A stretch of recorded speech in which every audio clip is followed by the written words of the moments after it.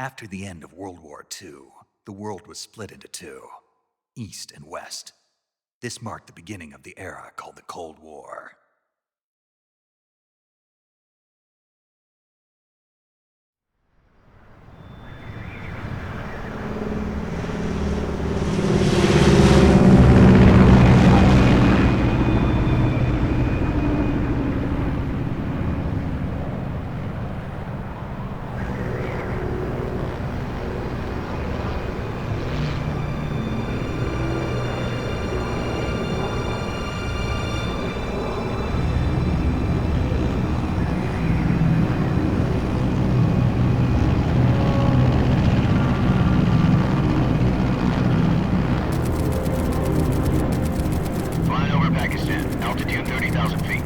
Approaching Soviet airspace.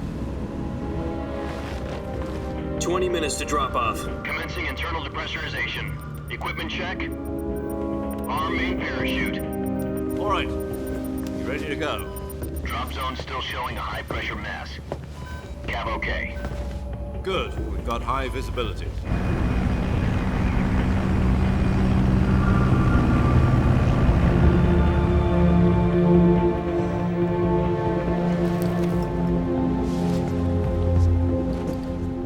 Cigar.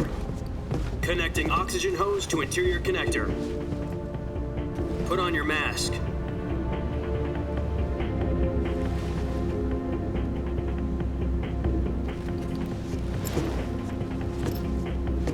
Does this panty waste know what he's doing? Approaching release point. 10 minutes to drop off. Hey, are you deaf? He said put out the cigar and put on your mask.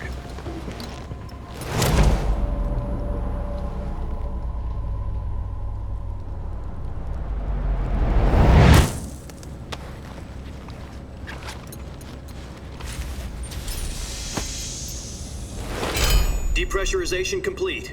Checking oxygen supply. 6 minutes to drop off. Opening rear hatch.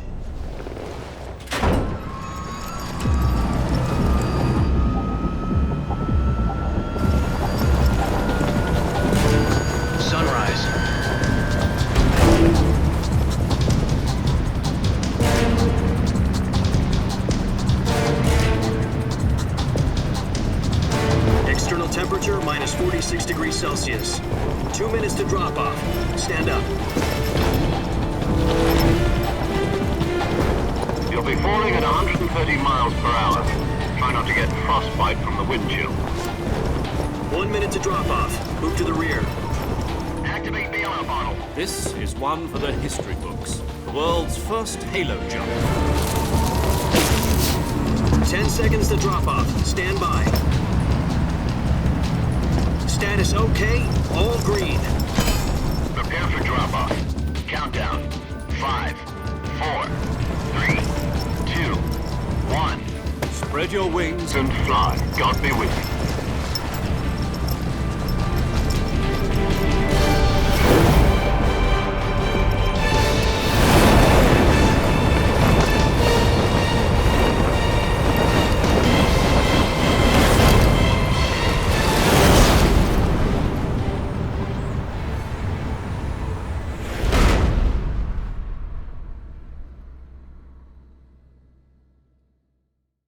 Jack, I've got some important news. The head of the CIA has finally given us the green light for the virtuous mission. Virtual mission? No, the virtuous mission. The future of our Fox unit depends on it. If it succeeds, we'll be officially organized into a unit. Virtuous mission? Sounds like some kind of initiation ritual. You know, don't get cocky. This isn't a training op. Right. So what exactly is this wonderful mission? Well, about 2 years ago, a certain Soviet scientist requested asylum in the West through one of our moles. His name is Nikolai Stepanovich Sokolov. He's head of the OKB 754 Design Bureau, one of the Soviets' top-secret weapon research facilities, and the East's foremost expert on weapons development. Sokolov? Isn't he that famous rocket scientist? The very same. On April the 12th, 1961, the Soviets achieved the first manned spaceflight in history. The Earth was blue, but there was no God. Well spoken. The rocket that carried Yuri Gagarin into orbit was the A-1, known as the Vostok rocket. Sokolov is said to be the man most responsible for the multi-engine cluster used in that rocket. After Gagarin's flight, Sokolov left rocket development to become the head of the newly established Design Bureau. From a lowly technician to head of a design bureau, that's quite a success story, so why'd he want to defect? It seems he'd become afraid of his own creations. Afraid? Call it a crisis of conscience. And for that, he left his country and his family behind and went over the fence? Not exactly. One of his conditions was that his family was also to be taken safely to the west. We used a mole to get the family out first and succeeded in sneaking Sokolov over the Berlin Wall shortly afterwards. I was the one who conducted the operation. The security on the eastern side was still full of holes back then. Then what? We got Sokolov over in one piece, but the whole ordeal had left him exhausted, and we checked him into a hospital in West Berlin. It took him 2 weeks and more than 600 miles to get from the research facility in the Soviet Union to Berlin. He was in no condition to say anything coherent. And it was only a week later that we had something much bigger on our hands. The Cuban Missile Crisis.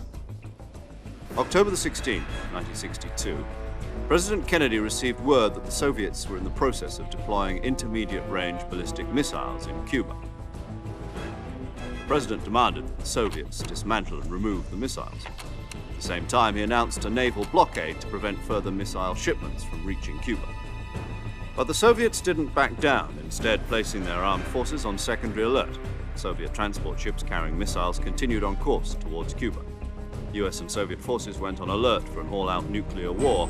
Frantic negotiations were conducted through the UN's Emergency Security Council and unofficial channels to end the hair-trigger standoff. Finally, on October the 28th, the Soviet Union agreed to remove its missiles from Cuba, and so the world avoided a nuclear holocaust. But in order to get the Soviets to pull their missiles out, we had to make a deal. You mean the one where the US agreed to remove its IRBMs from Turkey? No. The Jupiter IRBMs deployed in Turkey were obsolete, and we were going to get rid of them anyway. They had no strategic value whatsoever to either the US or the Russians. The Turkey deal was a ruse, a cover story that was fed to the other intelligence agencies around the world. So what did the Russians really want? Sokolov. They wanted us to return Sokolov. You mean the Soviets pulled out of Cuba just to get their hands on Sokolov? That's right. What the hell was he working on? At the time, we had no idea. We were running out of time. It was either give up Sokolov or risk full-scale nuclear war. In the end, we had no choice. President Kennedy gave in to Khrushchev's demand. The next day, I got Sokolov out of the hospital, handing him over to agents on the eastern side. Sokolov kept on screaming, "Save me," until he disappeared from my sight. Then a month ago, we received some new information from one of our moles. About Sokolov? Yes. He was taken back to the research facility and forced to continue working on the weapon in question under KGB supervision. What's more, it's on the verge of completion. So what kind of weapon is it? Something to do with space rockets? No, missiles. Same technology. I guess you're right. We don't know the details, but it appears to be a new kind of nuclear device. For half a year now, the Soviets have been conducting frequent nuclear tests at Semipalatinsk. Something to do with the weapon, I assume. We're talking about a secret weapon so big that Khrushchev was ready to pull out of Cuba to get it back. Is Sokolov still in the facility? No. According to our intelligence, he's in Selinoyarsk, a place in the mountains about 3 miles to the west that's known as the Virgin Cliffs. The Virgin Cliffs. Nice name for a virtuous mission. They moved him there just recently. Why? Apparently, they're conducting a field test of the weapon, but it's our best chance to get him back. This mission would never have been possible if he was still in the research facility. This is our last chance. Sokolov must have known that too when he contacted us.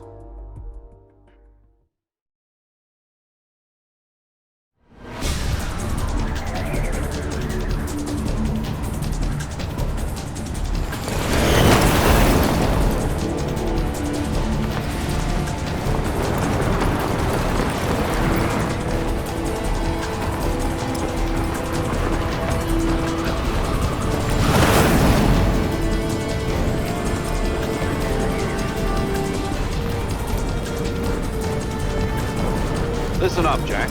Your mission is to infiltrate Selino-Yarsk in the Soviet mountains, ensure the safety of Sokolov, and bring him back to the West.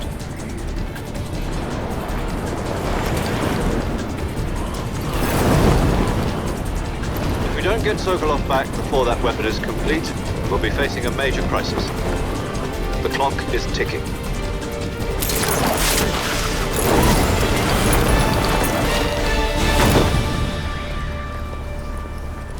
Once we've confirmed the rescue of Sokolov, stand by at the recovery point. A recovery balloon will be dropped at that point. Helium will be pumped into the balloon to inflate it. The process takes about 20 minutes. Once it's complete, the gunship's arm will latch onto the balloon and pull it up. The Fulton surface-to-air recovery system. I'm familiar with the theory. Take it easy. It's been combat-proven. Do you think Sokolov is up to it? The shock will be less than during a parachute jump, and the arm can handle up to 500 pounds. So you're planning on going over the border in a single combat Talon? She's equipped with two 6-barrel 20mm Vulcan cannons, as well as two 40mm machine guns. Sounds like she could hold her own against a battalion of tanks. Even with the fuel in the reserve tank, we're facing a 4-hour time limit. If all goes well, it shouldn't take more than a few hours. Home in time for dinner. But if anything goes wrong, you'll be eating dinner, breakfast, and all the rest of your meals in the jungle.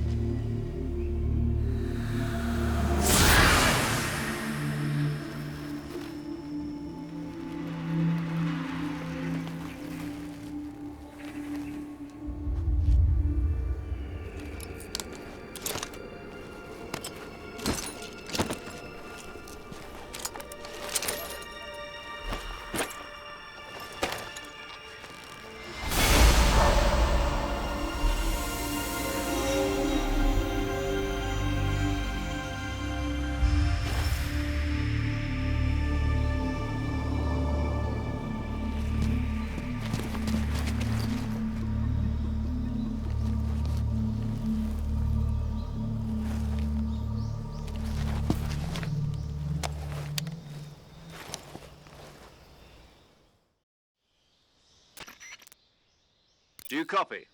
You're already in enemy territory, and somebody might be listening in. From here on out, we'll be using code names to refer to each other. Your code name for this mission will be Naked Snake. I'll be referring to you as Snake from now on. You're not to mention your real name. Snake?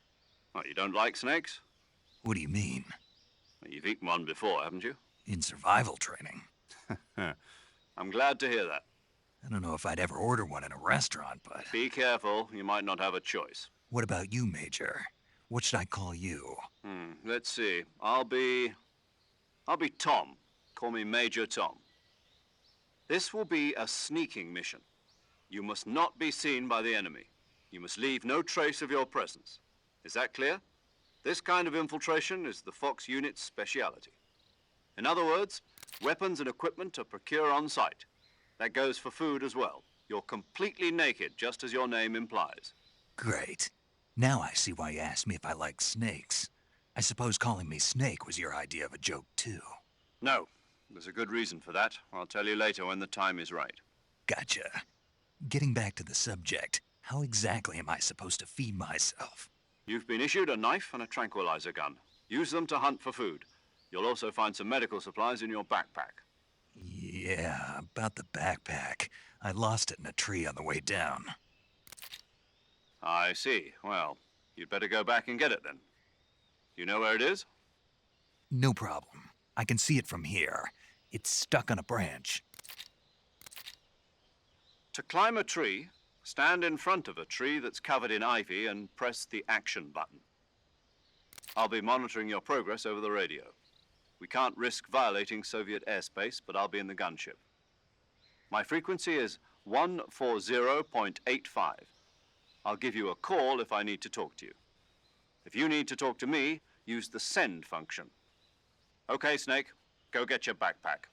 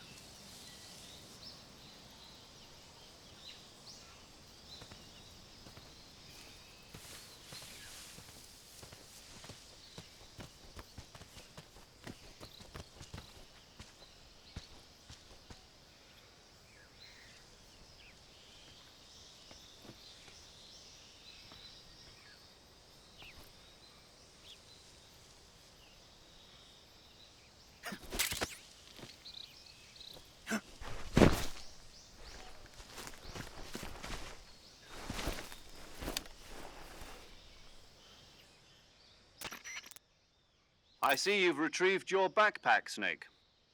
To equip a weapon, it's necessary to take it out of your backpack. In the survival viewer, choose Weapon from the backpack. Your available weapons will be displayed in a list on the screen. From that list, choose the weapon you want to equip and press the Enter button. For other equipped items, just do the same thing from Item. Got it. Use the survival viewer backpack. Yep, that's right. Survival is fundamental to this mission. After you've been out in the field for a while, your stamina will start to drop. If your stamina gets too low, it'll affect your performance. You won't be able to shoot accurately, for example, and your wounds won't heal as smoothly. Keep an eye on your stamina so you don't run out. To recover lost stamina, you can hunt for local flora and fauna. You can use either your tranquilizer gun or your knife to hunt. My only weapon is a Mark 22 Hush Puppy tranquilizer gun? That's right. It's been fitted with its own suppressor. However, the suppressor will deteriorate every time you fire. Once its durability reaches 0, the noise suppression effect will be gone. So don't get too trigger-happy with it. The suppressor's durability is shown in the icon. Any weapons and equipment beyond what you're carrying now, you'll have to find as you go. I have to find my own weapons and equipment? Whose crazy idea was this, anyway? Solo covert actions are standard Fox operating procedure. You can't leave any traces of your presence. No weapons, equipment, footprints, sweat, or bodily waste. The same goes for bullets and cartridges, too. Your presence in enemy territory is already a violation of international conventions of warfare. There aren't supposed to be any American soldiers in Russia. It could spark an international incident. You can't let anyone see you. You can't let the enemy know you're there. This is a stealth mission. You're a ghost, Snake, in every sense of the word. And there'll be no rescue if you're captured.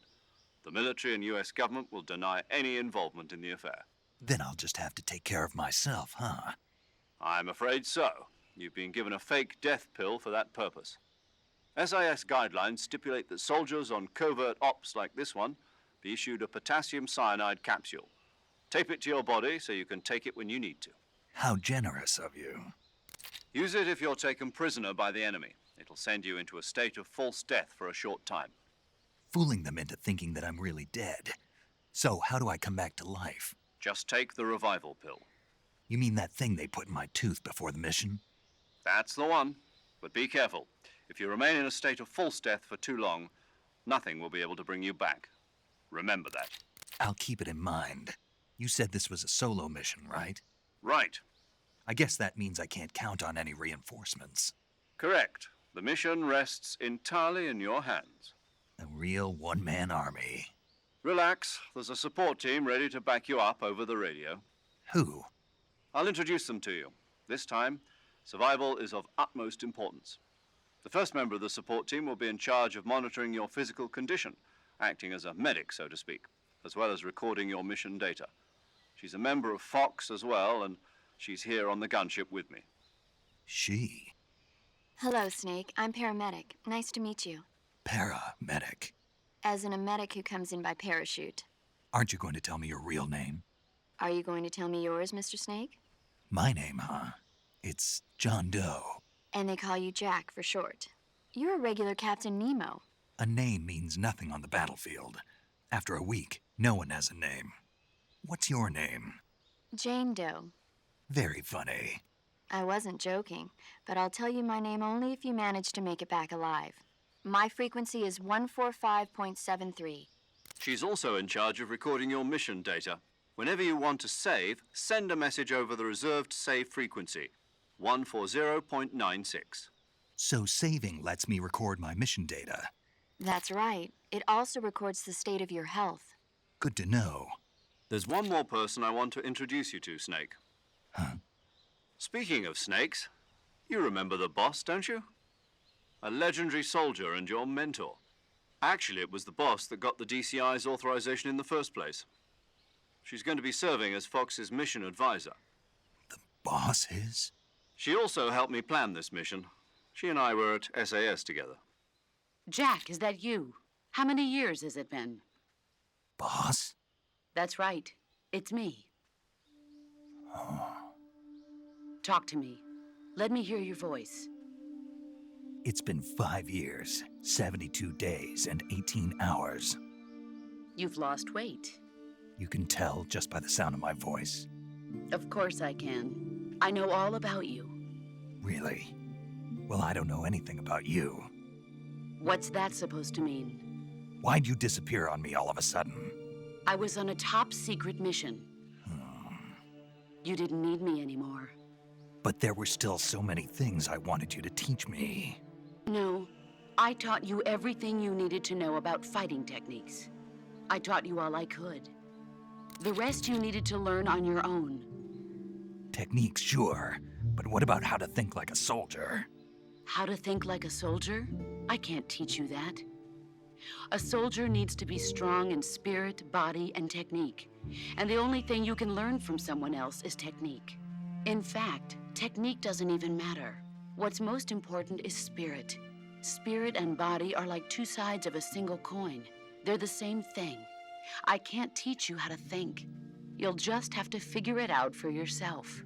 Listen to me, Jack. Just because soldiers are on the same side right now doesn't mean they always will be.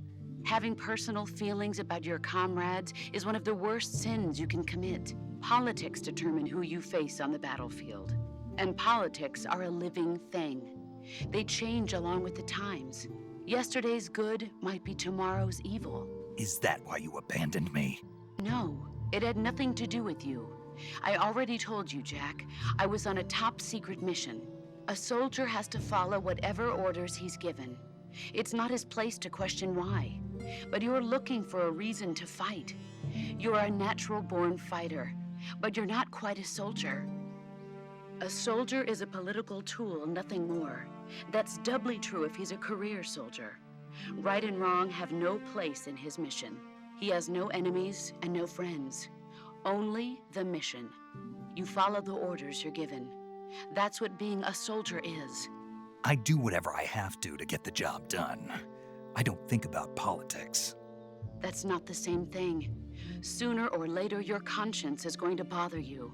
In the end, you have to choose whether you're going to live as a soldier or just another man with a gun.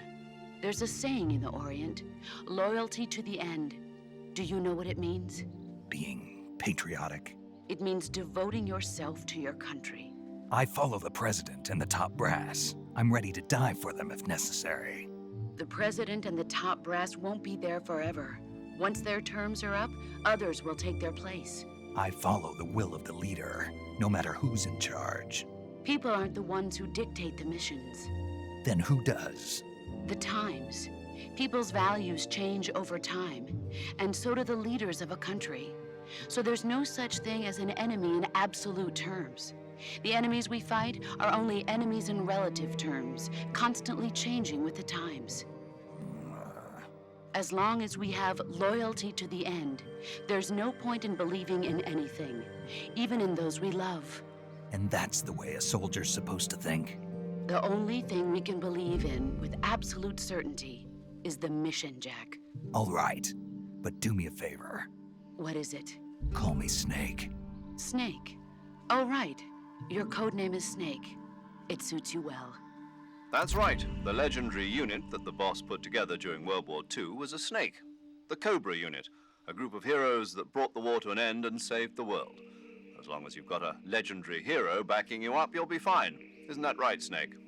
Yeah, I can't think of anyone else I'd rather have with me. Oh, and one more thing, boss. Yes? It's good to hear your voice again. Same here.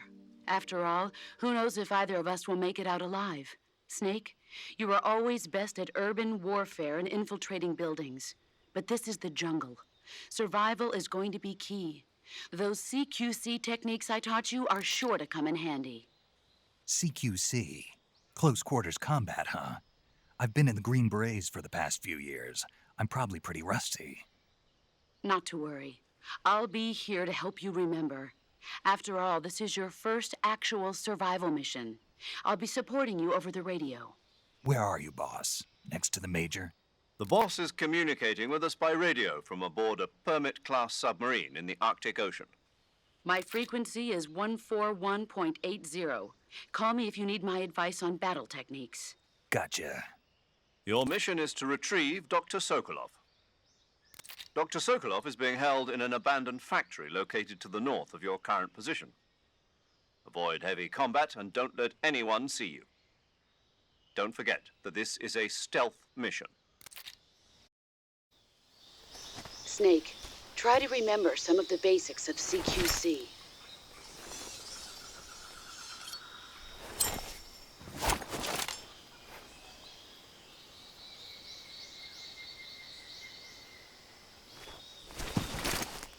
Commencing virtuous mission now.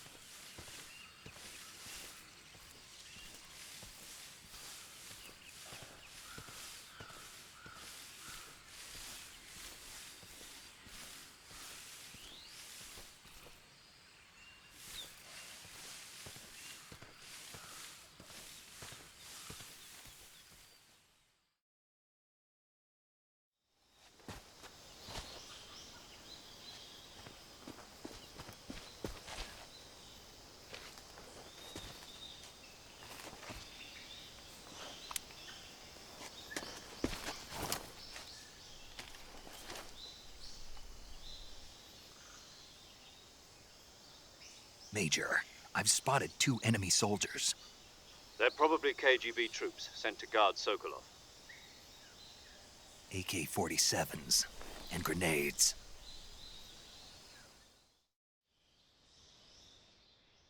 Snake, your presence in Soviet territory is already a violation of international law.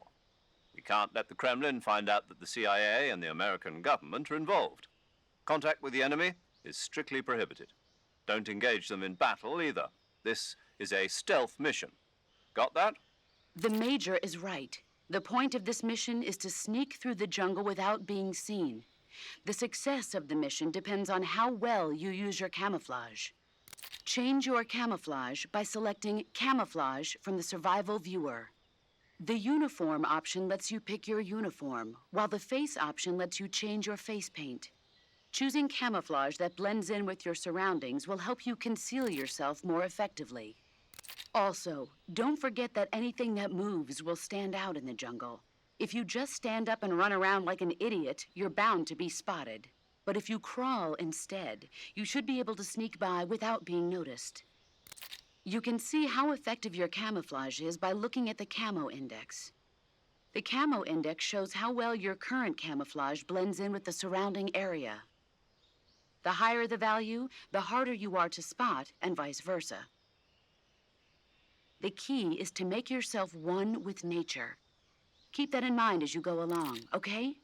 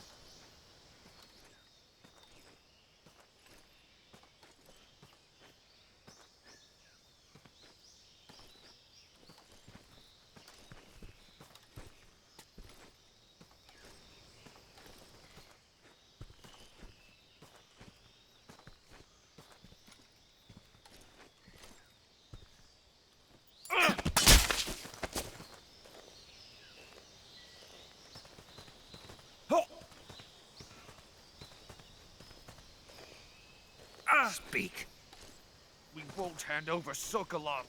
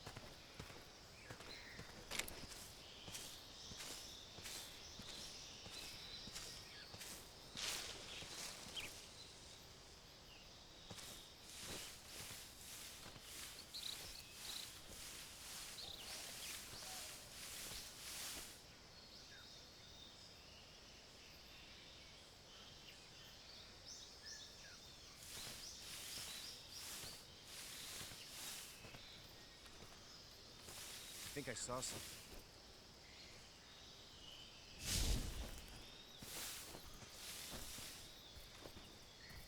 Huh. Guess I'm seeing things.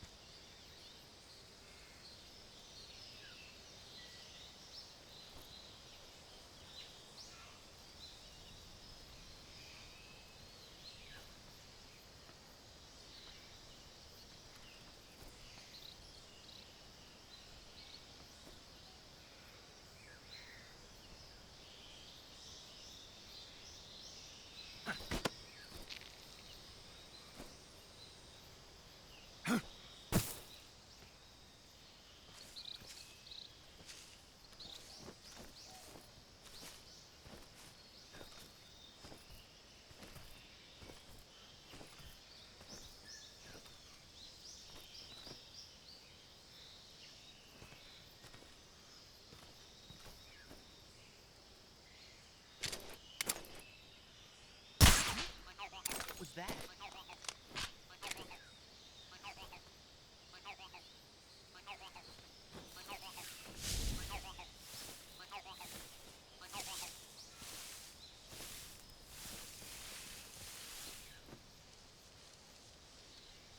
Nothing here.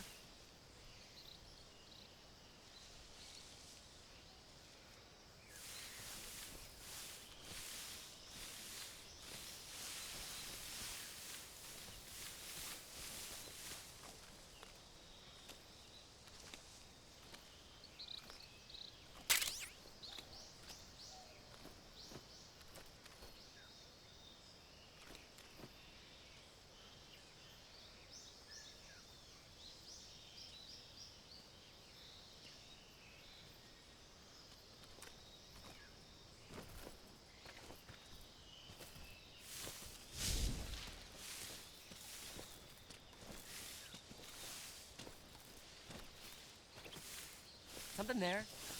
Huh?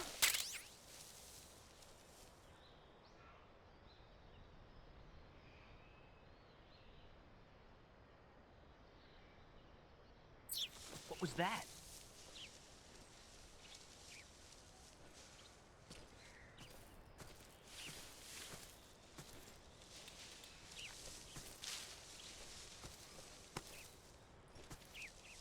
Nothing here.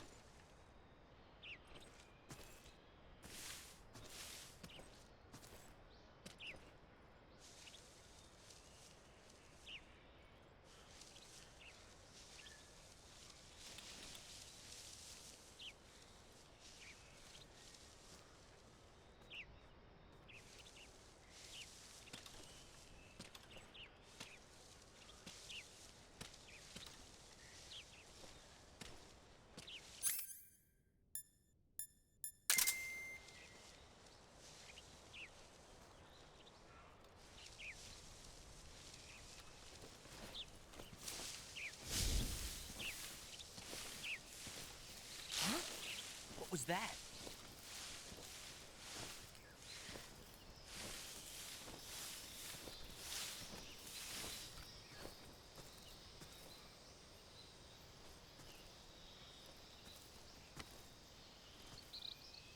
Nothing here.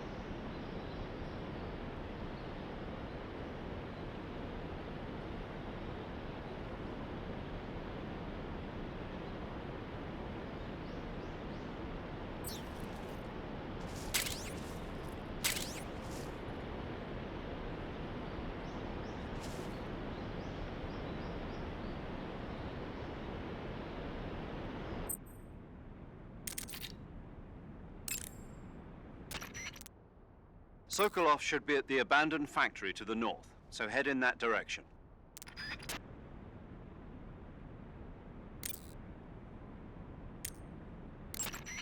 I see you caught yourself a reticulated python. The reticulated python is said to be the longest snake in the world. The biggest ones can grow up to 10 meters in length. Although they're not poisonous, they're still very dangerous, so be careful around them. They have a highly ferocious temperament, and they can swallow whole, even large animals like deer and pigs. Their most distinguishing feature is the mesh pattern of their scales. This pattern acts as a highly effective natural camouflage. If you think there might be a reticulated python about, pay close attention to your surroundings. Otherwise, you could get bitten before you even know it's there. Right. But how do they taste? Huh? Do they taste good? You're actually going to eat one.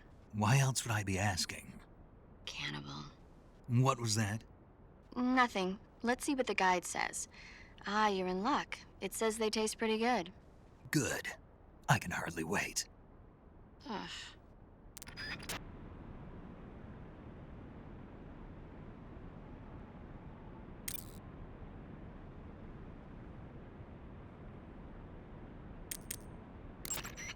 Camouflage is an indispensable tool when you're sneaking through the jungle.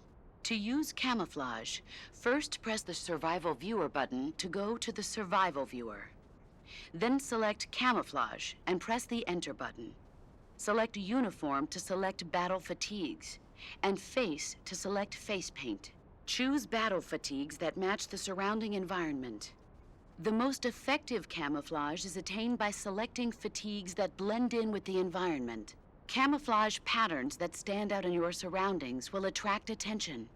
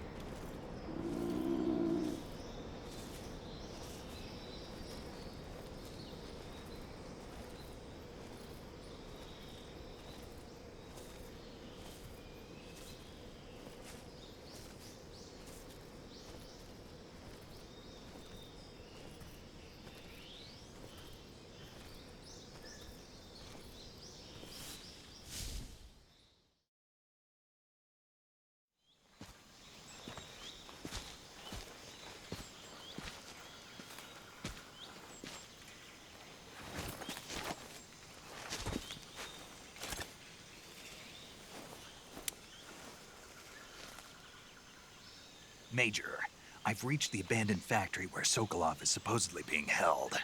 This place is a dump.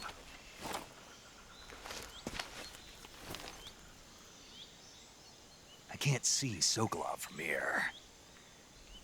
The security is pretty tight. There are sentries posted around the perimeter. I wonder how many are inside.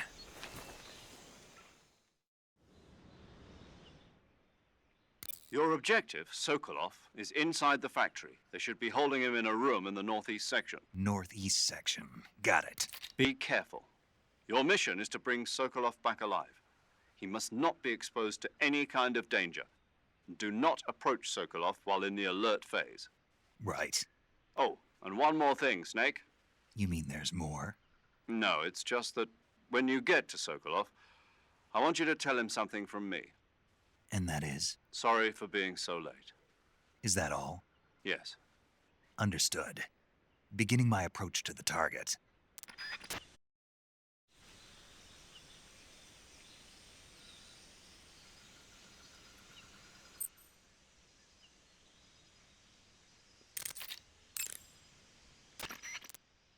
Snake, Sokolov is imprisoned in the northeast area of the factory. Got it. To the northeast. Yes, and don't engage the enemy.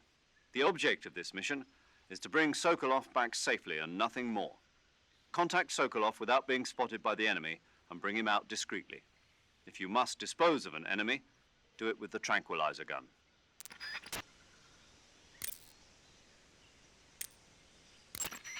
I see you've got yourself a Baltic hornet's nest. Baltic hornets are a variety of hornets that inhabit that area. The difference between them and other hornets is that they produce honey in their nests. Inside the nests are larvae, pupa, and adults. You can eat them all. In particular, the honey you find inside the nest is delicious and full of nutrients. It's easy to digest and helps pep you up when you're feeling tired. In short, it's the perfect survival food. Honey can also be used as a burn ointment. When honey is applied to a burn, it creates a protective coating over the skin. When you knock down a hornet's nest, a burn ointment will appear along with it, so don't forget to pick it up. Of course, the hornets aren't going to give up their nest without a fight.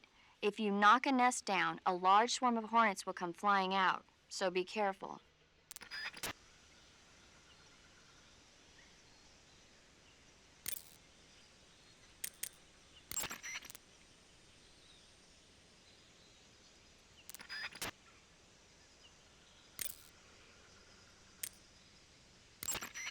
Saving the game, Snake?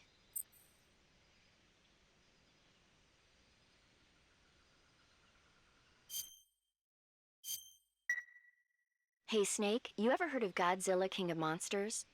No, what is it? It's a movie. You haven't seen it? Nope. It's about this monster called Godzilla, who grows to an enormous size in a nuclear test and goes on a rampage in Tokyo. Nuclear test, huh? Then the Marshall Islands must be crawling with giant monsters right about now. It's just make-believe. Maybe that's why my pants have been so tight lately. Snake, it's a movie, not a report out of Los Alamos. I know. So then what happened? Godzilla is immune to all weapons, and humanity has no way to stop the monster. Dr. Shirazawa develops a new type of weapon, but meanwhile, Godzilla is getting closer and closer to Tokyo, obliterating everything in his path. It was originally a Japanese movie, but they made an American version too. I recommend seeing the original Japanese one if you ever get the chance. It's mostly mindless fun, but it's also got a serious anti-nuke message as well. Where can I see the original? You'll just have to go to Japan. Really? That's too bad. If you wait 40 years, you might be able to see it in America too. It might even win awards all across the globe in 60 years. Why's that? 2024 will be Godzilla's 70th birthday. You think they're still going to be making Godzilla movies then? Of course. Everybody loves Godzilla. You sure know a lot about movies. I don't suppose you're the movie-watching type, are you? Not really. Okay, then I'll tell you everything I know. When the going gets tough, movies can save your life. It's always good to be able to look at things from a different perspective when you get in a jam. That's the magic of movies. No kidding. Well, I guess it might at least make a nice distraction. That's the spirit, Snake. Have a little fun.